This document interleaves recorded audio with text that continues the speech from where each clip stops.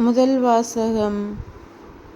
நெகேமியா நூலிலிருந்து வாசகம். அதிகாரம் 8, இறைவசனங்கள் 1-12 முடிய.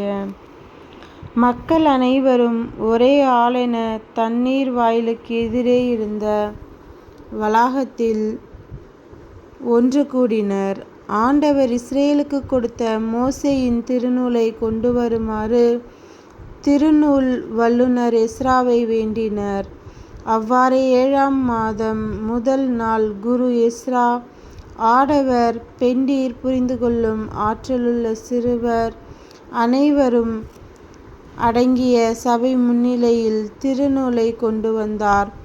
தண்ணீர் வாயிலுக்கு முன் இருந்த வளாகத்தில் காலை முதல் நண்பகல் வரை ஆடவரையும், பெண்டிரையும், புரிந்து கொள்ளும் ஆற்றலுள்ள சிறுவரையும் பார்த்து அதை உரக்க வாசித்தார்.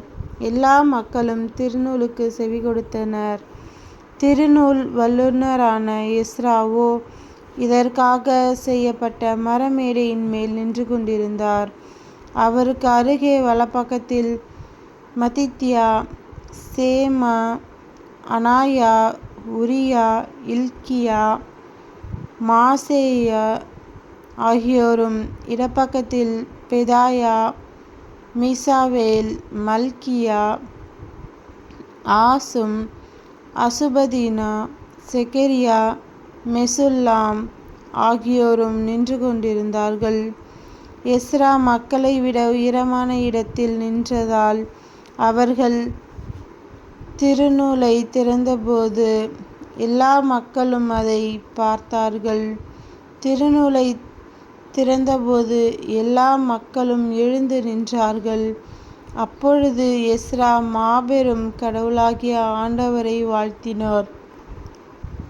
மக்கள் எல்லாரும் கைகளை உயர்த்தி ஆமேன், ஆமேன் என்று பதிலுரைத்தார்கள். பணிந்து முகங்குப்புற விழுந்து ஆண்டவரை தொழுதார்கள்.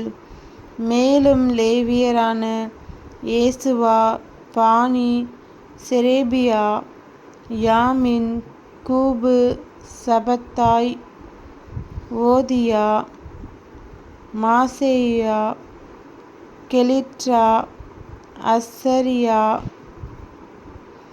யோசபாத்து, ஆனான், பெலாயா ஆகியோர் சட்டத்தை மக்களுக்கு விளக்கினார்கள். மக்கள் அங்கேயே நின்று கொண்டிருந்தார்கள். மக்களுக்கு புரியும்படி தெளிவாகவும் பொருளோடும் கடவுளின் திருச்சட்டத்தை உரக்க வாசித்தார்கள். ஆதலால் மக்களுக்கு வாசிக்கப்பட்டதன் பொருளை புரிந்து கொண்டனர். ஆளுநர் நெகேமியாவும் குருவும் திருநூல் வல்லுனருமான எஸ்றாவும் விளக்கம் கூறிய லேவியர்களும் மக்கள் அனைவரையும் நோக்கி, இன்று கடவுளாகிய ஆண்டவரின் புனித நாள்.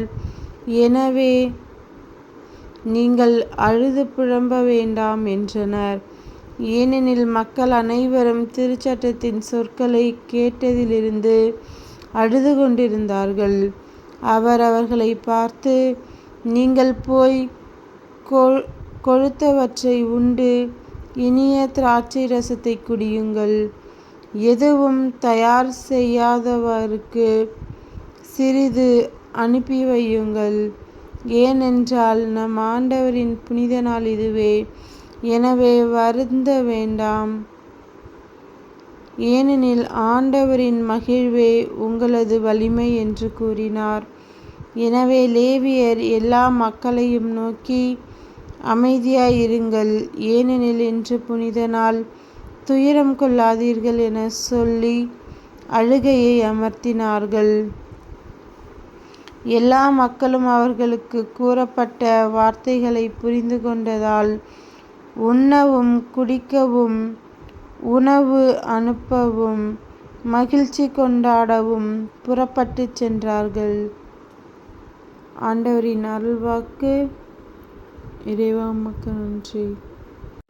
நற்செய்தி வாசகம். புனித லூக்கா எழுதிய நற்செய்தியிலிருந்து வாசகம். அதிகாரம் 10, இறை வசனங்கள் 1-12 முடிய.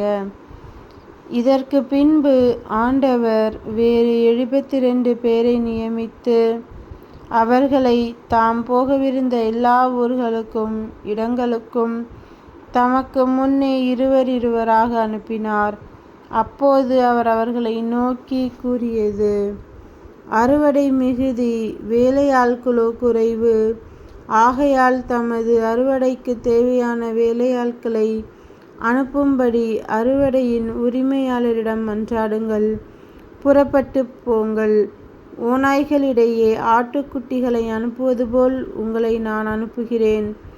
பணப்பையோ வேறு பையோ மிதியடிகளோ எதுவும் நீங்கள் எடுத்து செல்ல வேண்டாம்.